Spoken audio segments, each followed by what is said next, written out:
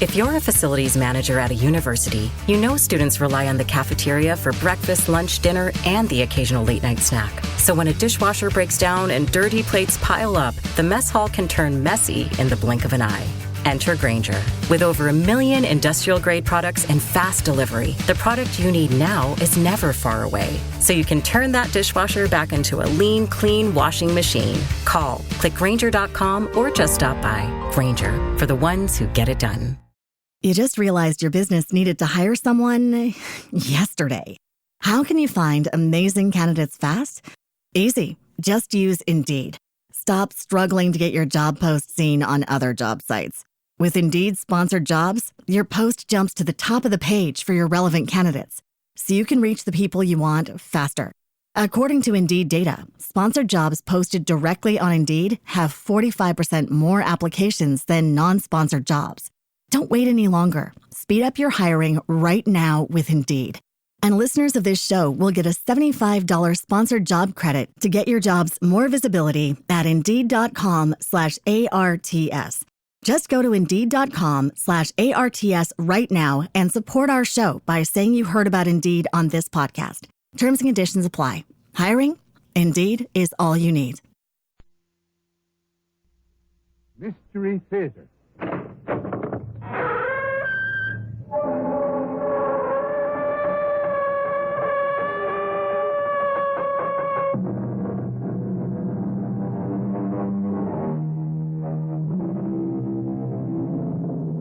Come in. Welcome. I'm E.G. Marshall. I have a story to tell you about trickery and venality and genius, and the threat of an alien presence in our midst. A story, too, that may leave you wondering about procedures behind secret doors, where, although it is your future that is being rewritten, you are not invited to participate. Listen closely. It could happen. You were going to tell me something about what this Professor Addison is up to? Yes. We have reason to believe that he is working on a method, a mathematical concept, I should say. Yes. Which may very well achieve the time bypass necessary for interstellar travel. Wait. I didn't quite get that. It's completely beyond either of us, so don't expect me to explain it to you. He's working on a way to travel between galaxies. You take it seriously? I mean, you believe it's possible? It's already been done, my friend. Where do you think the unidentified flying objects come from?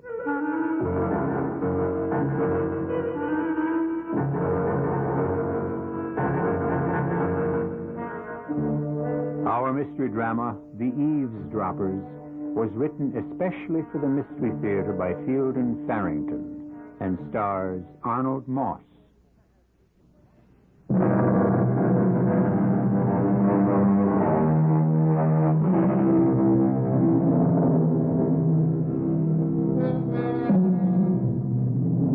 There is an old house in Pennsylvania's beautiful Pocono Mountains which has recently and at considerable expense been restored to its original condition.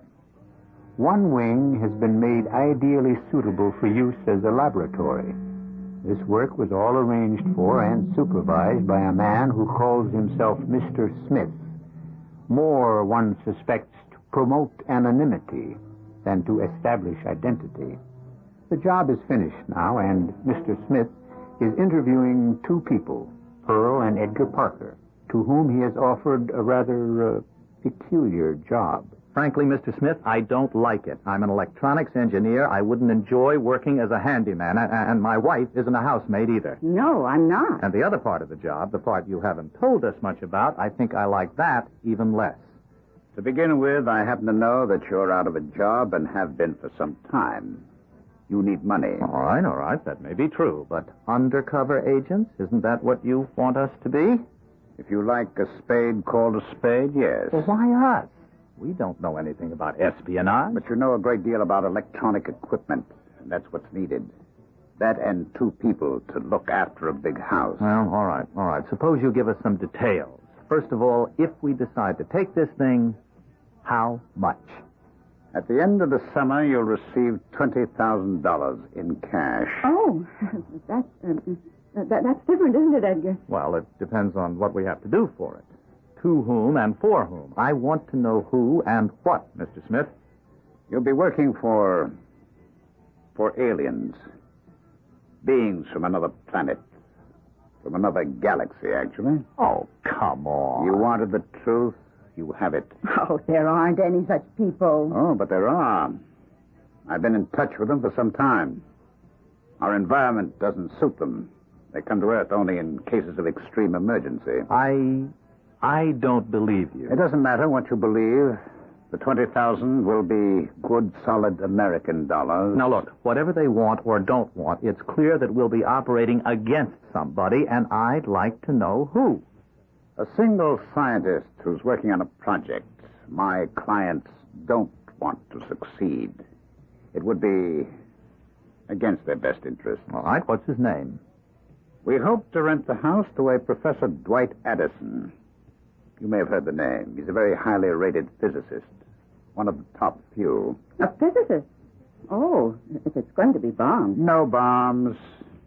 He's into something entirely different. All right, I've heard of Dwight Addison. What would you expect us to do, Mr. Smith? Edgar, if it isn't bombs and it's 20,000... Wait a minute. What do you want us to do, Mr. Smith?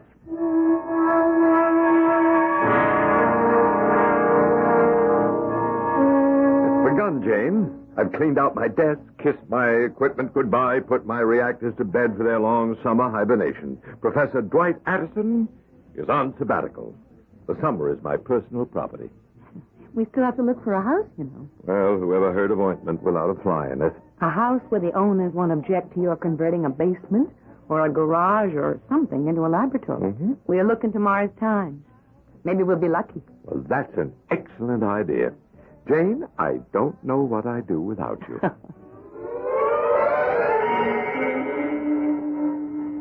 Well, time to make the phone call, I guess. To them? That's right.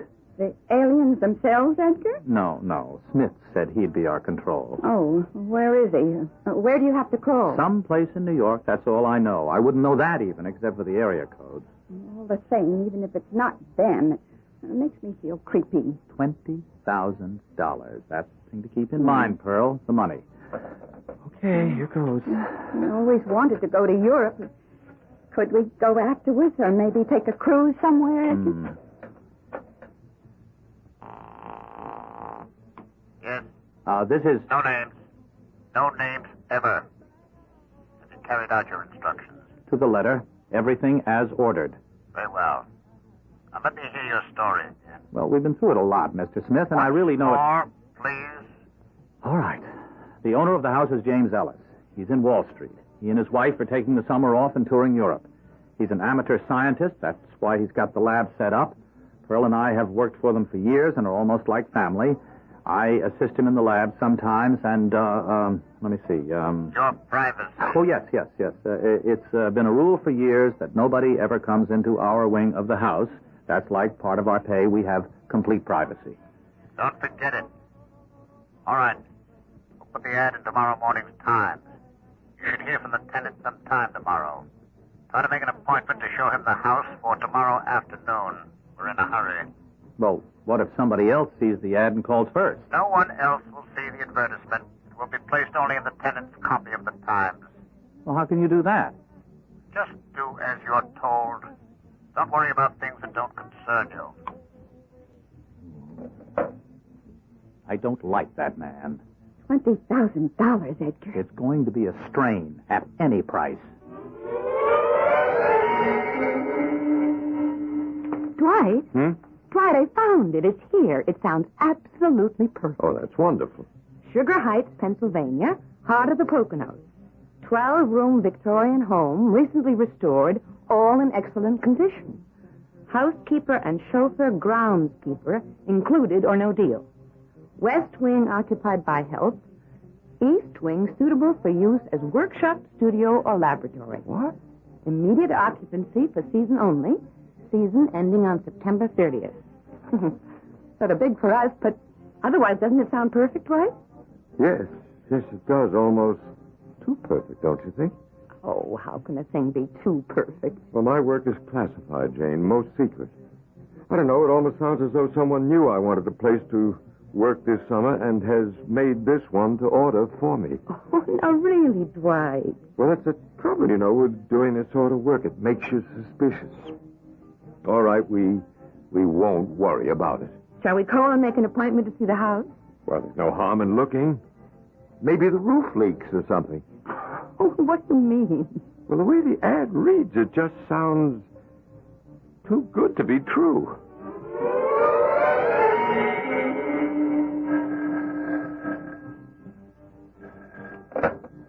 Hello? I'm calling about your ad in the Times this morning. Has the house been taken yet? No, not yet.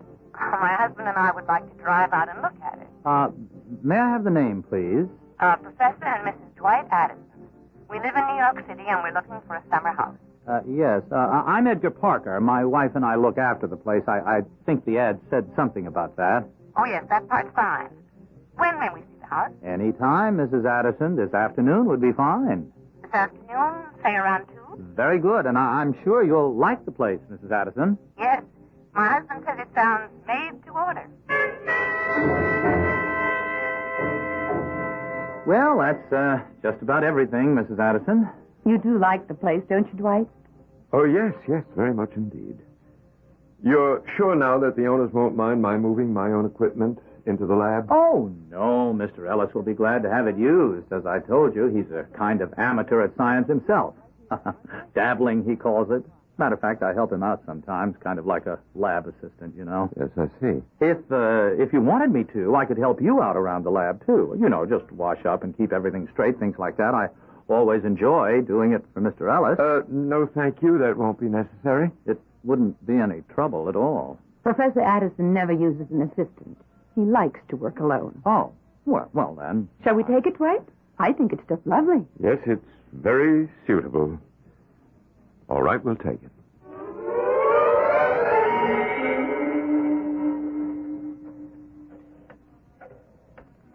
You have to report every night, Edgar? Yes, that's Smith's main reason for giving us a private wing in the house, so we can have our own telephone. Yes? They took the place. I guess you already know that. He doesn't use an assistant, though, so I can't All right. possibly... You'll have to get into the lab on your own. They're planning to move in tomorrow, I believe? Tomorrow afternoon. All right, you stay there with them through dinner, then drive to Allentown, to Benny's Bar and Grill. I'll meet you there at 9:30 tomorrow evening. Look, if you just tell me now what I should Don't look be for... a fool. This is a telephone we're talking on. I'll see you tomorrow, 9:30 p.m.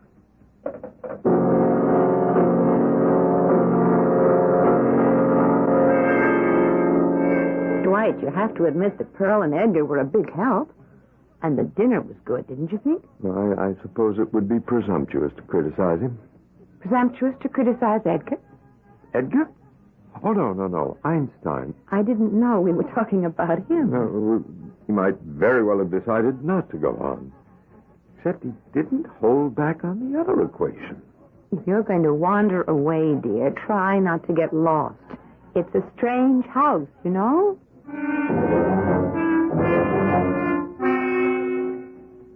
Well, was Mr. Big Shot Smith satisfied, Edgar? Oh, he wouldn't say so if he was. Have to meet him in Allentown tomorrow night. Oh, no. And leave me here alone? Well, that's what the man says. The bugs must be working. He seemed to know all about everything that's been going on in the house. They ought to work, the time you've spent on them. For $20,000, I do very good work, Pearl. You, still don't believe about the aliens and all that, do you? To tell the truth, I don't care very much. The way he told it, though, it really sounded like it. Shh, be quiet. Oh, gee, you startled me. Professor Addison, please, this is our wing of the house. It's supposed to be private. Oh, I am sorry. My wife says I'm just a little absent-minded at times. I get preoccupied and... Oh. Well, I suppose I didn't pay much attention to where I was going. I do apologize. Oh, well, that's all right, Professor. I assure you it won't happen again. Okay, that's okay. I think he heard what he was saying. I doubt it. He's in a real fog most of the time. Jane, we're going into the city tomorrow. Into the city? What on earth for? We just got here. Well, I have some errands to do that can't wait. What errand? Well, okay, you go as you have to, but I think I'll stay here. There are still a few little things I want to rearrange. Jane, I want you to come with me tomorrow. Please do as I say. Why, Dwight? And don't argue with me. Oh, well, of course, if you feel that strongly about it. I do. I'm going into the lab now. I'll probably be working most of the night, so don't wait up for me. Are there actually creatures from another galaxy capable of exerting an influence on the people of our... You just realized your business needed to hire someone yesterday. How can you find amazing candidates fast? Easy. Just use Indeed. Stop struggling to get your job post seen on other job sites. With Indeed sponsored jobs, your post jumps to the top of the page for your relevant candidates, so you can reach the people you want faster. According to Indeed data, sponsored jobs posted directly on Indeed have 45% more applications than non-sponsored jobs. Don't wait any longer. Speed up your hiring right now with Indeed. And listeners of this show will get a $75 sponsored job credit to get your jobs more visibility at Indeed.com/ARTS. Just go to Indeed.com/ARTS right now and support our show by saying you heard about Indeed on this podcast. Terms and conditions apply. Hiring? Indeed is all you need.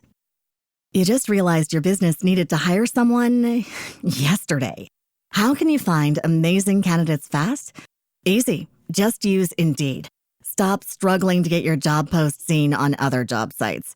With Indeed sponsored jobs, your post jumps to the top of the page for your relevant candidates, so you can reach the people you want faster.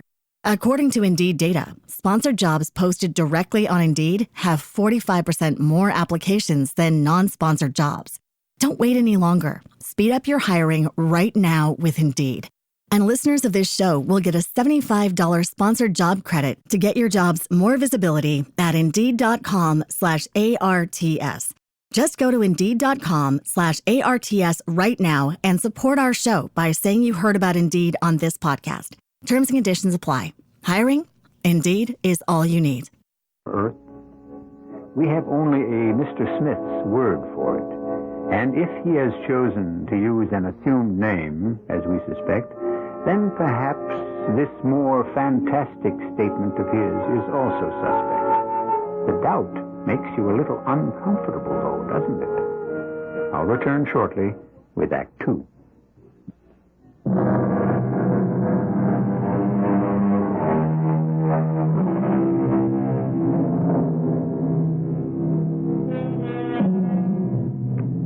One of man's distinctive characteristics, one of the traits that sets him apart from the beast, is his desire for privacy.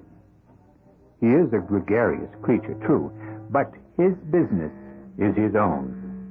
He resents having it pried into and will fight if he must to put a stop to the prying. It appears that Professor Dwight Addison's privacy is being invaded. He is not an ordinary man and should not be expected to take ordinary countermeasures. But that he will take action of some sort is quite certain.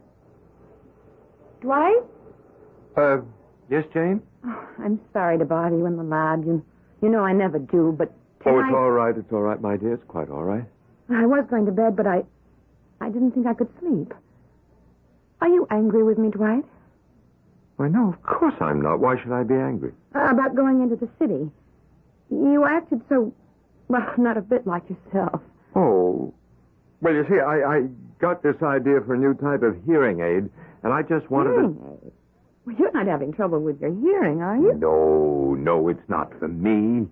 I just had an idea, I don't know where it came from, really, about a way to improve the quality of the sound reproduced in those small hearing aids they use nowadays, and, well, you know how I am. Yes, I know how you are. I wanted to do it before I got back onto the other thing. Will you be long here? Another hour or so, I expect. You get some sleep, dear.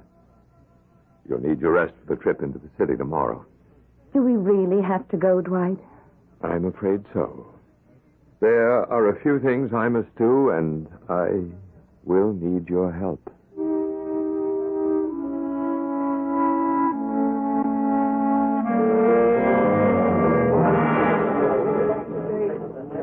afraid you weren't coming, Mr. Smith. I've been here almost an hour. I was detained. Your wife didn't come with you? I thought it would be better for one of us to stay at the house. Commendable. Thank you. You were going to tell me something about what this Professor Addison is up to? Yes. We have reason to believe that he's working on a method, a mathematical concept, I should say, which may very well achieve the time bypass necessary for interstellar travel. I didn't quite get that. It's completely beyond either of us. Don't expect me to explain it to you. He's working on a way to travel between stars, between galaxies. You take it seriously? You believe it's possible? It's already been done, my friend. Where do you think the unidentified flying objects come from? Well, I've always thought they were optical illusions or something like that. A great many people do. It's a belief my clients have always encouraged. You and I know better. I guess so. And you think Professor Addison can do it? I don't know anything about it myself. My clients seem to believe that he's very close. It's our job to help them find out how close. And then what? They want him stopped. That's all I know. Now, look, if they plan to get rid of him somehow, I don't want any part of it at any price. And I still don't know what to look for if I get into his lab. Not if. When. Look for anything that he's jotted down. Every word, every number, everything. Here, I brought you this.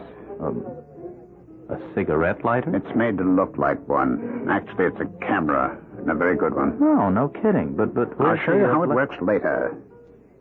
Does the professor have a good desk lamp? Well, it's three-way. I think it goes up to 150 watts. Pretty bright. Well, that's all you need.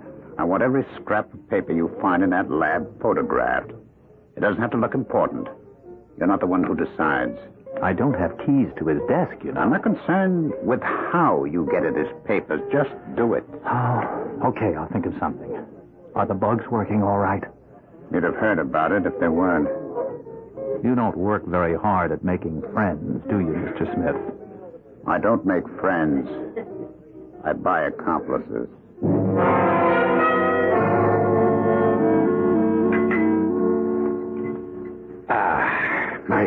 My favorite breakfast. How did you know, Edgar? Mrs. Addison told Pearl that you like poached eggs. They look good, don't they? They are beautiful. Professor Addison. Yes, Edgar. Mrs. Addison told Pearl you were working in the lab pretty much all night. Would you like me to go in and kind of straighten up for you? Oh, no, thank you. I wouldn't mind at all. I wouldn't mess with anything, of course. Just sort of put the place in order. Edgar, I don't like anybody in my lab, not anybody at all. Are you still planning to go into the city, Dwight? You hardly got any sleep at all? Oh, yes, we really must. Will there be anything else right now, Professor? No, thank you, Edgar. I'll be sure to tell Pearl what you said about not going into the lab. We'd better get started, hadn't we? Started? Oh, for the city. Well, there's no hurry, really. I'd like to test my hearing aid before we go. Test? I'm curious about how it reacts to various acoustical situations. I want to put it in my ear and try out the sound in various rooms of the house and then outside. Well, why don't you come along? A little walk around the grounds. Sounds terribly baronial, doesn't it? Funny. I never knew you were interested in hearing aids. But the idea just hit me suddenly. They're out back now, Edgar. What are they doing? Well, she's cutting some flowers, and, well, he keeps wandering around listening to something. Well, birds, I guess. He's trying out a hearing aid. Look, do you want to help me here? Okay. One of the keys on this ring. I never saw a house with so many keys and locks. I think this is it. Is that what he's working on? A hearing aid? No, he got sidetracked, I guess. No. What are you going to do in the lab? I have to take pictures of any papers I can find. Now, leave the door open so we can hear them if they come in. Take pictures? Just help me look for papers, will you? Any kind. Anything with something written on it. Well, he must have emptied the wastepaper basket himself. Oh, well, the desk is locked. I knew it would be. The filing cabinet's locked, too. Mm-hmm. Oh, here's some stuff. Under the desk blotter. Oh, good. Let me see. Uh-huh. Gibberish. I guess that's a good sign. A good sign? Listen, Pearl. Go out and watch them through the window, will you? I've got to get pictures of this stuff. Now, just let me know if they start back toward the house. Well, why is it a good sign if there's just Well, whatever you said. Gibberish on the papers. Just watch, will you?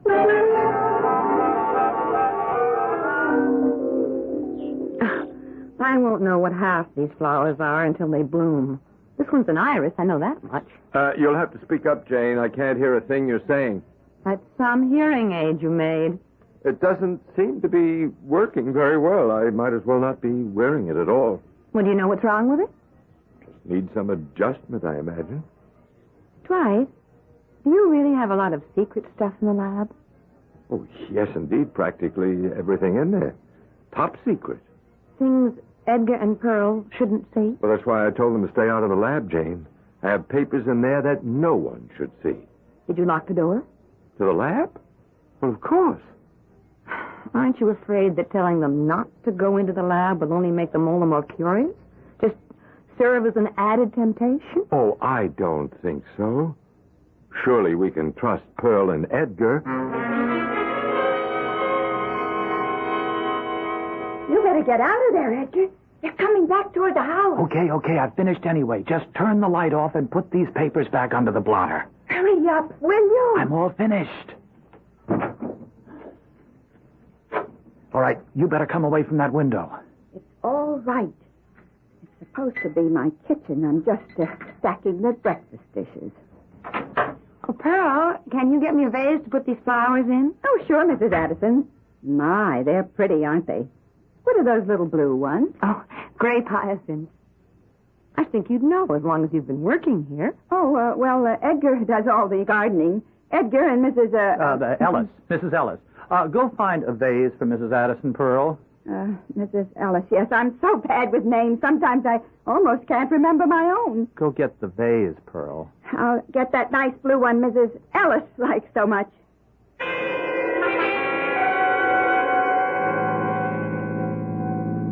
Are you sure we're on the right road, Dwight? Well, I'm taking a slightly different route this time. I'd like us to enjoy the natural beauty of these mountains, and somehow 4 lanes with a minimum speed of 40 miles an hour doesn't give you much of a chance. It's funny about Pearl.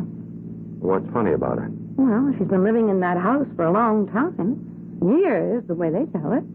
And she doesn't know a grape hyacinth when she sees one. They're perennials, They come up every spring, year after year. Well, she probably just doesn't have that much interest in flowers. Some people don't. Maybe. And she couldn't remember Mrs. Ellis's name. Been working for her for years and couldn't remember her name. It's just too suspicious, Jane. Edgar and Pearl are fine people. We're lucky to have them.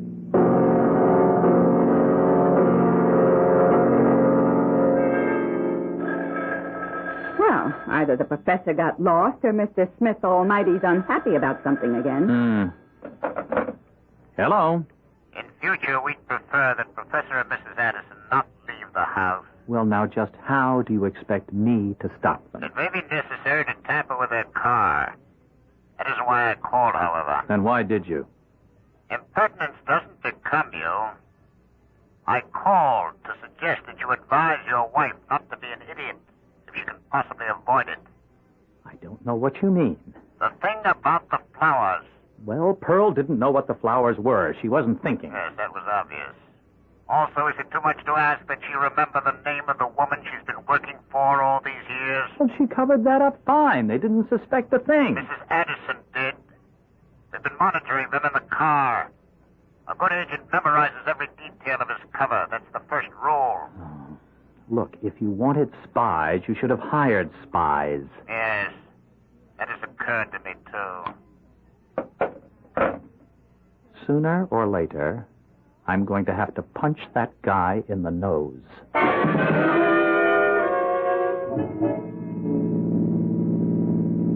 Well, maybe you're not lost, but I am. It's a beautiful spring day, dear. A day meant for wandering. Look, just look at that. Now what? Well, there's a path leading off into the woods. Don't you see it there? It would be sinful, downright sinful not to follow it.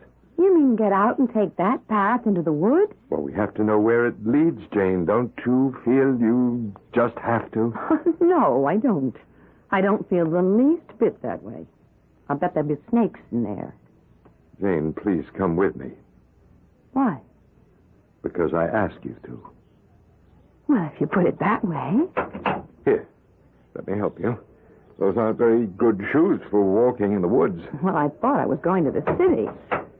Takes me back to my childhood. Watch those branches, dear. Let me hold them for you. Oh, it's muddy. No. That's leaf mold. Oh. It's quite a different thing. All right. I guess this is far enough. Far enough for what? Now, listen carefully, Jane. We can't stay out of the car too long. Why not if we want to? That house is bugged. The lawn is bugged. Even our car is bugged. Bugged? Eavesdropping devices. Every word we've said since we moved into that house has been overheard.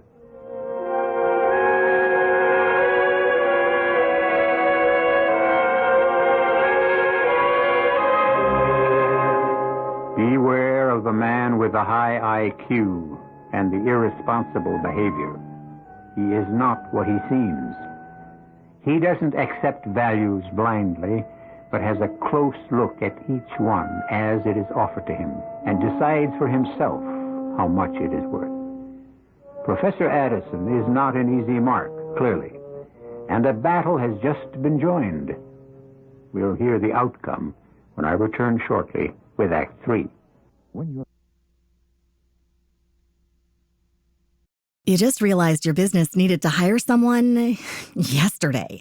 How can you find amazing candidates fast? Easy. Just use Indeed. Stop struggling to get your job post seen on other job sites. With Indeed sponsored jobs, your post jumps to the top of the page for your relevant candidates, so you can reach the people you want faster. According to Indeed data, sponsored jobs posted directly on Indeed have 45% more applications than non-sponsored jobs. Don't wait any longer. Speed up your hiring right now with Indeed.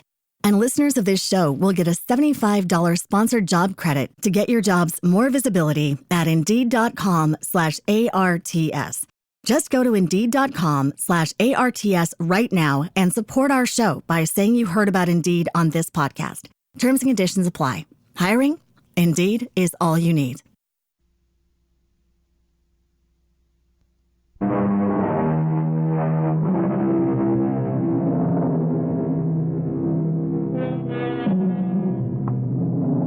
Creatures of an alien culture, beings from a galaxy light years removed from our Earth, had become interested in the researches of Professor Dwight Addison.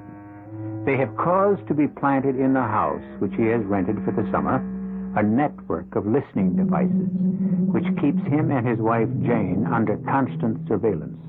These two, Professor and Mrs. Addison, have eluded the eavesdroppers temporarily by leaving their car, in which a bug has been planted, and walking down a wooded path. But how can you be sure that everything is bugged the way you say? How can you be so sure? That little gadget I've been calling a hearing aid isn't a hearing aid at all, Jane. It's a device for detecting radio transmission. Radio transmission? The bugs they've planted in and around the house are tiny radio transmitters. I get a beep from the thing I had in my ear every time I get near one. They're all over the house, 2 or 3 in several of the rooms. And they've been placed around the grounds in such a way that there's not a spot anywhere where we could talk without being overheard. In the car, too? At least one in the car. Pearl and Edgar. Oh, yes, Pearl and Edgar. They're very unlikely servants, haven't you noticed that? Would they be working for somebody else, or are they... somebody else? Oh, they're only agents. As a matter of fact, I suspect strongly that they're in the employ of intelligent beings from another world. Oh, no, really, Dwight. The project I have in hand would interest such beings. It's not much of a secret anymore that this planet has been visited. Flying saucers? Well, there have been some very, very secret investigations. There's not much doubt about it among the people who have the facts. And your work is... They'd be interested. Oh, we shouldn't have left Pearl and Edgar alone in the house. What if they get into the lab? Oh, I'm sure they have a duplicate key. But there's nothing in there of any consequence. Well, you told me the place was full of secret material. But that was for the benefit of the eavesdroppers, whoever they are. No. I have it all in my head, Jane. I don't trust papers. Ooh, I hate being spied on. I've given them something to think about, though. I left some papers under my desk pad for them, phony as $3 bills. Phony? Utter nonsense. Jane, I have a plan. I'll need your help. You don't have to ask. Thank you, my dear. I'm going to turn you into a nagging wife. And when we get back to the car, I want you to start complaining.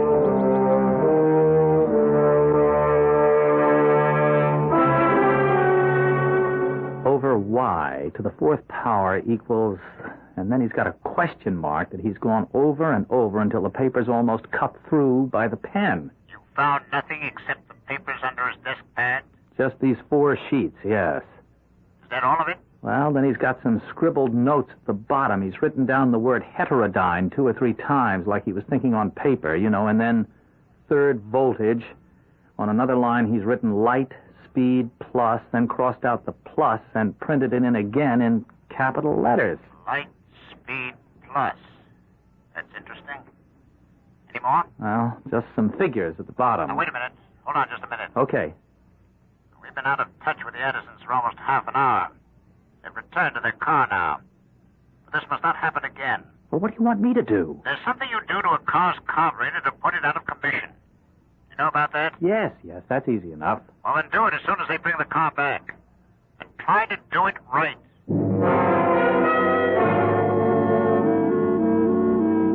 Well, I hope you're satisfied. It was beautiful. Well, wasn't it beautiful? Back there in that jungle? Whew, it was crawly. But, Jane, I just felt like going into the woods. So we went. Dwight, what did you want to do in the city? Well, just some errands. That's what I asked you. What errands? Things to do with a project I'm working on. I'm afraid I'm not at liberty to go into it. Not at liberty. You have to make a left turn at the next crossroads. Yeah, I know that. But my work is very secret. I've told you that before. I'm not free to talk about it to anybody. Anybody at all. Well, it makes a woman feel unwanted. Oh, now, come on, Jane. You know better than that. One of these days, and maybe before too long, I'll just decide not to stay where I'm not wanted. Jane! If you can be trusted with a secret, why can't I? It's just that you don't want to tell me. Well, one of these days, maybe you'll be sorry after I've left you. Jane, you don't mean that. You'll find out. Well, all right. I'll tell you. So tell me. Well, not now. I can't go into it while I'm driving. It's too distracting. I'll tell you when we get home. You missed a turn, you know.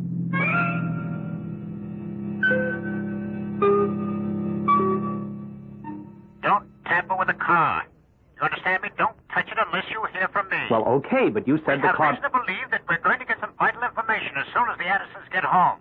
They should be there very soon. Well, okay, then you don't want me to... I don't want you to do anything until you're told to do something. Now stay near your telephone for further instructions. We get 20,000. He gets a punch in the nose. Now, this is wrong. All wrong, Jane. I want your absolute promise that you will never... Dwight, if you're going to start that again... Oh, all right. What I'm working on is a new kind of radio signal. A radio signal? Well, good heavens, what's so hush-hush about a radio signal? This is quite different from the kind of radio signal you're thinking of. This is a sound that kills whoever hears it. Kills? Slowly and rather painfully, I'm afraid. I haven't been able to work out a way to make it more humane. You mean you just turn your radio on and you get this sound or whatever it is and it kills you? Yes. Its effect is not unlike the effect of nerve gas. Yes, it's quite deadly, quite awful, really. But I don't see how that's possible. Just a noise that comes out of your radio. Well, there's a whole new mathematical concept involved. It works, though. It works. I don't think you ought to do it. Is it... Are you close? Oh, the device itself is finished, ready to use. There's the problem, of course, of testing it without killing anybody. I think it's absolutely dreadful. Well, yes, it is, rather. I worked out one of the problems last night, a shield to protect the sender. Your hearing aid. Well, it wasn't a hearing aid at all, of course. Used in the sender's ears, both ears, of course, it neutralizes the effect of the signal. Oh, it's worse than the atom bomb. In some ways, I suppose it is. There's no antidote. Once you've heard the signal, you're dead. There's no way to arrest it. As you say, it is rather dreadful. What do you intend to do with it? Well, the first thing I must do is to make another of the shields tonight and make sure that they work. Make sure? How? I'll feed the sound through an amplifier, not broadcast it, of course, and wear the two shields. If I'm not affected, then I know the shield works. But, Dwight, you can't. I can't think of another way. You'd better stay clear of the lab tonight. I'll have to warn Pearl and Edgar. Does it work on just any old radio? Any radio. Through any transmitter. Anything from your big commercial transmitter to one of those tiny little things they use as eavesdropping devices. Bugs, I think they're called. I wish you wouldn't do that tonight, Dwight. Now, I'll be all right, my dear. The shields will work. And there aren't any radio transmitters nearby. After all, we're not bugged. I want all listening devices removed from the house and grounds. The car, too. Every bug you've planted, I want out at once. Destroy them as you remove them. Make sure not one of them is left functional. Would you care to come with me for a walk around the grounds, Jane? All right, if you'd like to. It's a lovely afternoon. Edgar and Pearl have been out enjoying it. Oh, Edgar. Yes, Professor? Before I forget it, I think it would be a good idea if you and Pearl stayed in your quarters this evening. I'm doing a rather special experiment, and I think it would be safer for you. Okay, the whole evening? Until quite late, yes. It's a lovely day, isn't it? Mrs. Addison and I are going to take a little walk. Yes, it's very nice out, and, it's okay about tonight. We can talk now, Jane. You mean we're free of those things? Out here, they've removed all the bugs from the grounds. I've been watching them, removed and dismantled them as they went. Afraid of your experiment tonight? Whoever's been listening must have given the orders. Oh, what a gorgeous day. Let's plan to stay out for at least an hour. That ought to give them time to clear the house of bugs.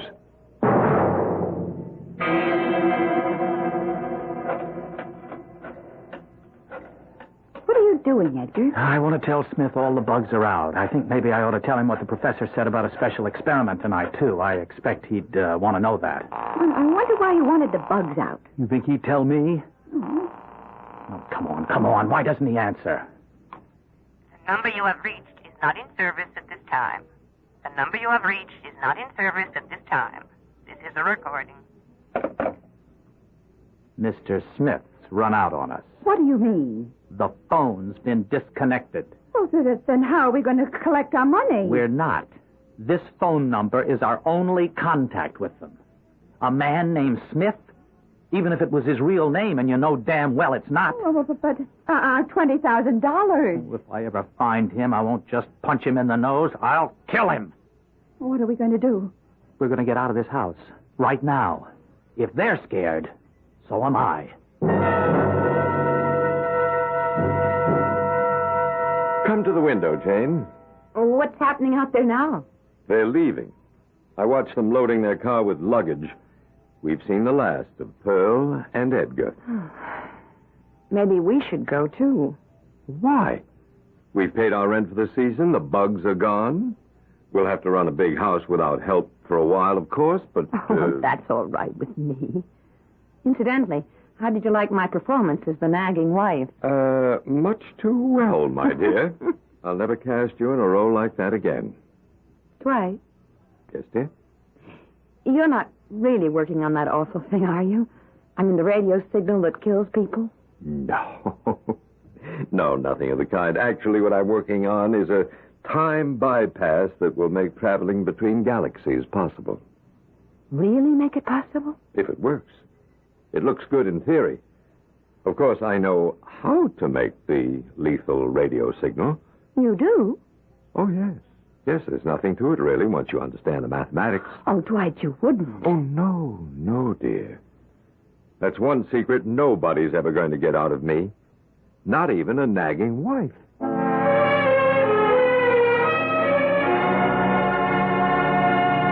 Professor Addison has tricked the eavesdroppers into removing their listening devices from his home and his laboratory. But has he stopped them altogether? They seem to be a determined breed. And I'm sorry to say, there are always people around like Mr. Smith and Pearl and Edgar Parker who will sell out if the price is right. Perhaps we've heard the last of the eavesdroppers. And perhaps we haven't. I'll be back shortly.